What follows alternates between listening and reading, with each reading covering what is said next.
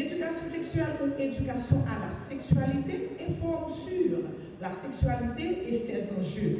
Nous comprenons ça?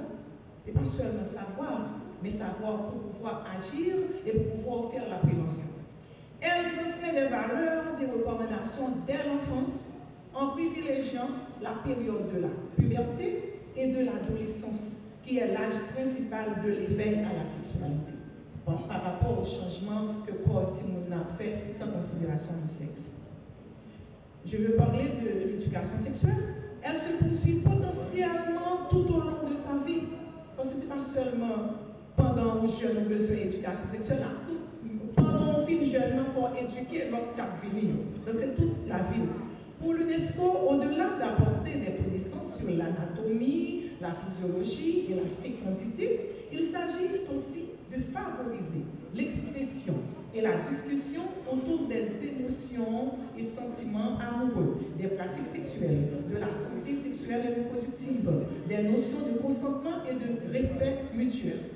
Donc, ce n'est pas seulement apprendre sa sexualité et puis c'est fini. Mais il y a c'est toute la vie de la personne qui est articulée autour de ça. Parce que, comme j'avais commencé à le dire aux jeunes filles qui sont là, vous pouvez aller à l'école.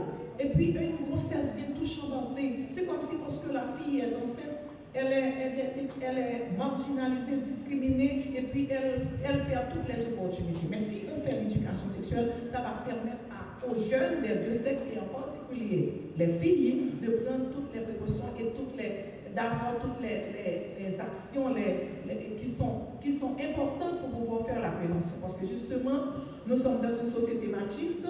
Ce n'est pas les hommes qui sont méchants, les femmes sont des anges, les hommes sont des démons. Non, on a été socialisé de cette manière. Si on n'a pas été sensibilisé, on ne peut pas remettre en question les choses qui sont apprises. On a comme l'impression que c'est des choses innées, mais c'est des choses acquises. Donc l'éducation sexuelle rentre là-dedans aussi. Donc c'est une fille, c'est un garçon. Donc puisque vous ne pouvez pas continuer à aller à l'école, donc vous perdez les opportunités. Et un petit temps dans la vie au monde, c'est au moment de petits temps qu'il a, qui sont avocats, qui sont professeurs, tout. Donc un petit temps dans la vie enfant, il retire au moins 1 an et demi dans la vie. Petit pas dans la vie ou non, il prend dans le temps 1 an et demi. Donc ça veut dire qu'on peut continuer à aller à l'école, mais en prenant toutes les précautions nécessaires avec une éducation sexuelle avisée. C'est ça qui fait que l'UNESCO rentrer dans la pluridimensionnalité de l'être humain pour pouvoir parler de l'éducation sexuelle. Donc elle est théoriquement, principalement prise en charge par la famille. Parce que le premier côté de socialiser, c'est dans la famille. Donc la famille doit pouvoir savoir pour pouvoir aider. L'assistance, ça passe aussi par l'école. Et dans l'école, il y a l'assistance sociale, il y a la psychologie scolaire, elle en a parlé avec Erickson, et les infirmières peuvent aussi y contribuer. C'est-à-dire, mesdames qui sages-femmes, mesdames, monsieur, dames qui infirmières, tout le monde sera capable d'aider dans la question d'éducation sexuelle. Le projet éducation sexuelle des jeunes, c'est un projet qui est l'Association des sages-femmes d'Haïti à cœur depuis longtemps. Pour qui ça? Parce que nous-mêmes, en tant que sages-femmes, nous sommes vraiment intéressés et nous concernés par rapport avec la santé sexuelle et reproductive, particulièrement adolescents, parce que c'est un âge qui est vraiment vulnérable.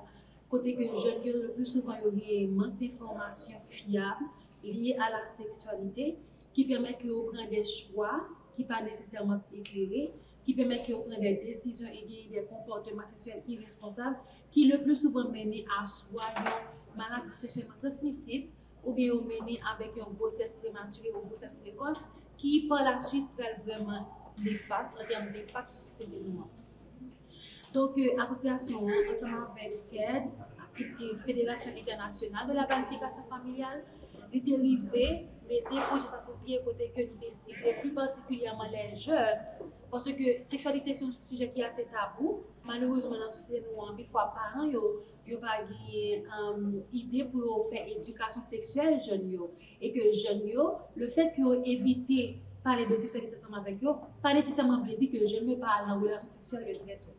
Donc, nous, même en tant que sage-femme qui est vraiment concernée par la santé sexuelle et reproductive, nous avons jugé que nous sommes capables de former près de 2500 jeunes, que ce soit dans des écoles ou dans des organisations de jeunes, qui sont capables là, côté que nous offrir des formations sur des thèmes clés comme le consentement, comme les des effets sociaux transmissibles, etc., en façon pour que les jeunes soient capables de sortir avec un bagage et qu'ils soient capables de connaître exactement comment vous comporter. Parce que des études ont révélé que plus jeunes les formés, les éduqués sexuellement, plus jeunes ça lui-même, ils ont tendance à aller dans le rapport sexuel plus tard.